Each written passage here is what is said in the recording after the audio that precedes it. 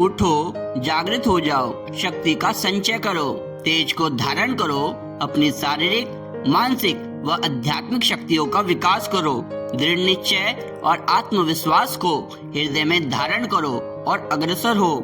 जो आगे बढ़ेगा वही विजयी होगा।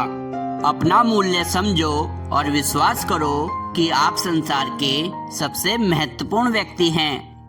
अनजान होना उतनी लज्जा की बात नहीं जितना कि सीखने के लिए तैयार ना होना।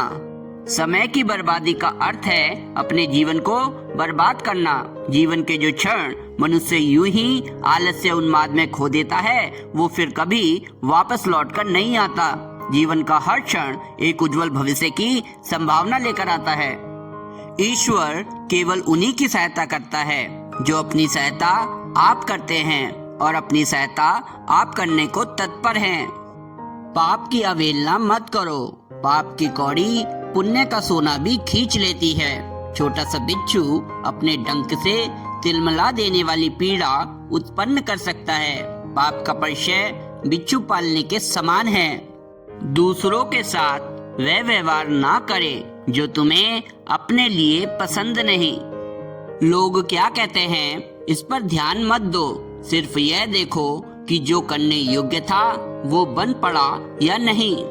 धन को विवेक पूर्वक कमाना चाहिए और विचार पूर्वक खर्च करना चाहिए, तभी धन शक्ति का वास्तविक लाभ प्राप्त किया जा सकता है।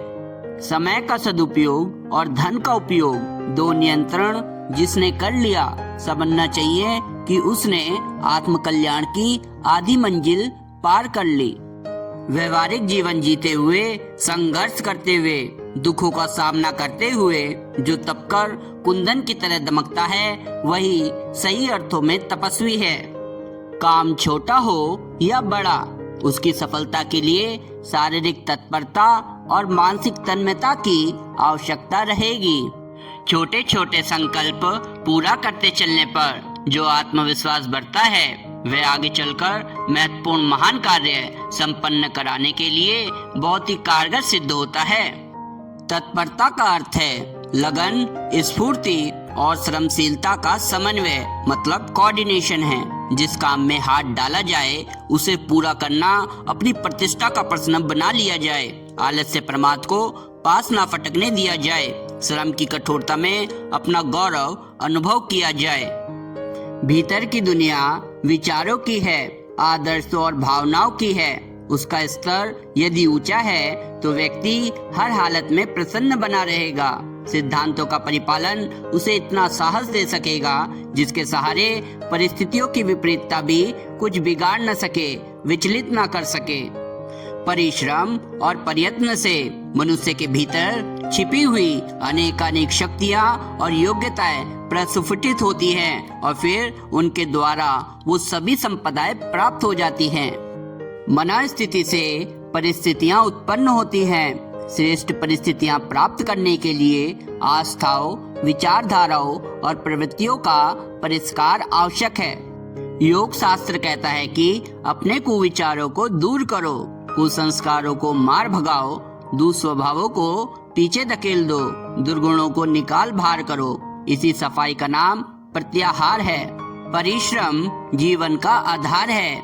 यह वह चीज है जो हर मानव को विरासत में मिली है। परिश्रम यदि विवेक और व्यवस्था के साथ उचित दिशा में, उचित डायरेक्शन में किया जाए तो उसका परिणाम, उसका रिजल्ट आश्चर्यजनक होता है। संसार में जो भी महानतम कार्य हुए हैं वे मनुष्य के परिश्रम की अद्भुत शक्ति की गवाही दे रहे हैं।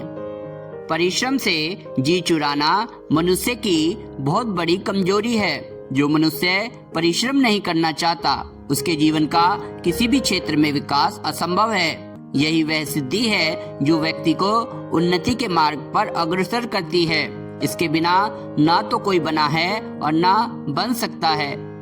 अपनी शक्ति पर विश्वास होते हुए भी बुरी से बुरी परिस्थिति के लिए अपने को तैयार रखना चाहिए। जितनी शक्ति अधीर होकर दुखी होने में खर्च होती है, उससे आधी शक्ति भी प्रयत्न में लगा दी जाए तो हमारी अधिकांश कठिनाइयों के निवारण का हल निकल सकता है। पति पत्नी दोनों का कर्तव्य है कि वे एक दूसरे के प्रति उदार, मृदुल और सहिष्णु बने, एक दूसरे के दोषों को भुलाने और सच्चे हृदय से सुधारने और गुणों को प्रकाश में लाने की चेष्टा करें।